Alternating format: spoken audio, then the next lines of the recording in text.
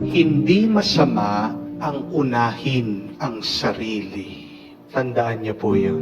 Huwag kang magigilty kapag inuuna mo ang iyong sarili. There's nothing wrong when you take care of yourself. Why is that? Because remember, you cannot pour from an empty pot. Ulitin ko po yun. You cannot pour from an empty pot. Kahit na paano mo kalugin ang kaldero, walang lalabas dyan kung hindi mo yan pinuno. Ibig sabihin, makakapagbigay ka lang kung pinuno mo ang iyong sarili. Makakapagmahal ka lang kung inuna mong minahal ang iyong sarili. No? So if you want to give and give also to yourself. Give first to yourself. Minsan, naawa po ako sa mga ibang OFW, sa mga kababayan po nating nagtatrabaho sa ibang bansa. Bakit?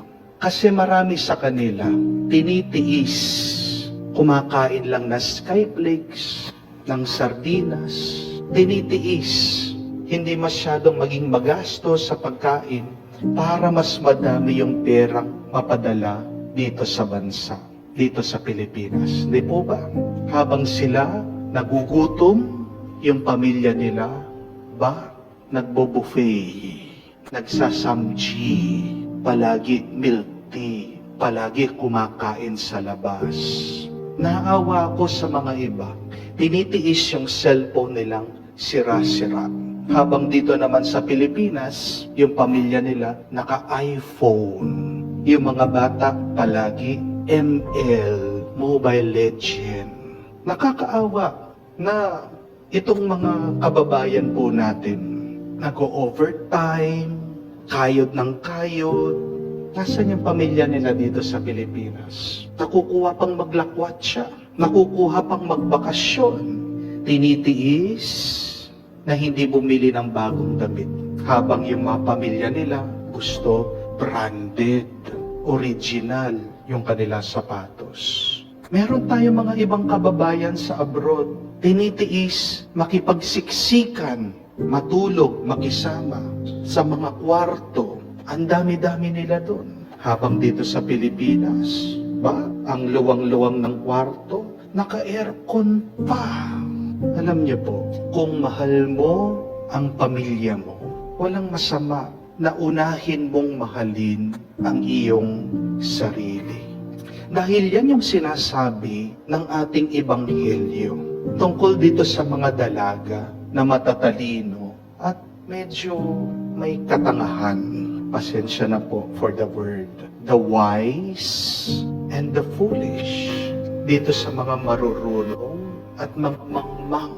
Bakit hindi po sila marunong? Bakit mangmang ito mga dalaga? Kasi nagdala sila ng lampara, walang langis. Parang pumunta ka sa gera, meron kang baril, wala kang bala. Yung mga matatalino, pumunta doon sa handaan, alam nila, gagabihin, nagdala sila ng lampara, nagdala sila ng langis. Humihingi ngayon, ito mga walang dala. Sabi nila, hindi namin kayo pwedeng bigyan. Kasi pag binigyan namin kayo, tayong lahat magiging kawawa. Tignan niyo po yun. May katotohanan yung sinasabi niya. Tandaan mo, kung magbibigay ka ng magbibigay, makakaubusan ka. Bandang huli, kayong lahat kawawa. Di po ba? Dapat maging marunong ka ring magtira ng para sa iyo. Amen? Walang masama kung mag-iipon ka para sa iyo. Walang masama kung ikaw naman yung magbabakasyon, maglalakwat siya. Walang masama kung kakain ka din ng masarap. Walang masama kung bibili ka din na magandang at mamahalin na gamit para sa iyo. There's nothing wrong about that. Matuto po tayo na ingatan din natin ang ating sarili. Preserve your light. Kasi kapag napagod ka, kapag nagkasakit ka, kapag na-depress ka, kapag nalungkot ka, sino pang magbibigay sa iyong mga minamahal? Di ba inaasahan ka? Pero kung mamamatay ang iyong ilaw, paano ka pa makakapagbigay sa kanila? Remember that. Learn to take care of yourself before taking care of others. Learn to rest. Because even in the Bible, in Genesis, God rested on the seventh day. Kung ang Diyos nga marunong magpahinga, ikaw pa kaya? Diyos na yun, nagpapahinga. Ikaw, tao ka lang. At sana din po, isang paalaala para sa mga binibigyan, para sa mga sinusustentuhan, para sa mga tinutulungan sa inyo. Ito po sanang wag niyong kalimutan. Huwag niyo naman po sanang masamain at iparamdam, konsensyahin itong mga nagbibigay sa inyo kapag sila ay hindi makapagbigay. Pag nakikita niyo na inuuna nila ang kanilang sarili, do not make them feel guilty when they are prioritizing themselves sometimes. Kasi tingnan niyo po dito sa kwento, sinabihan ng mga marurunong na dalaga yung mga mangmang, wala kaming maibibigay sa inyo. Bumili kayo doon, kayo mismo.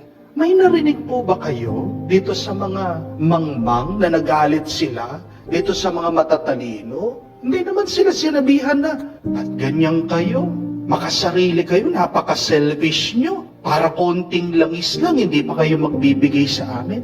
We did not hear anything like that in the gospel. Kahit namang sila, naiintindihan nila na hindi pwede. At sila mismo umalis.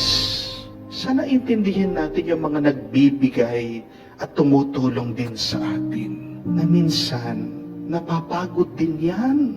Minsan, nawawalan din sila ng gana.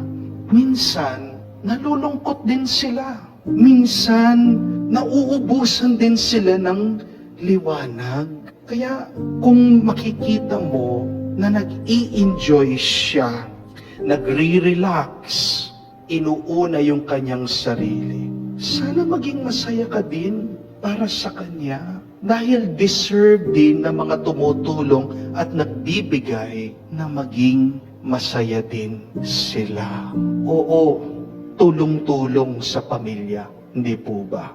Pero paano tutulong ang isa kung pinipiga mo na? Paano tutulong yung isa kung inuubos mo na siya? Remember, you cannot love God and others if you do not start with loving yourself.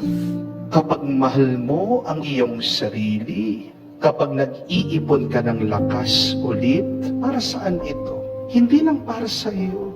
Ginagawa mo ito dahil gusto mong ipagpatuloy ang pagmamahal mo, ang paglilingkod mo sa Diyos at sa iyong mga minamahal.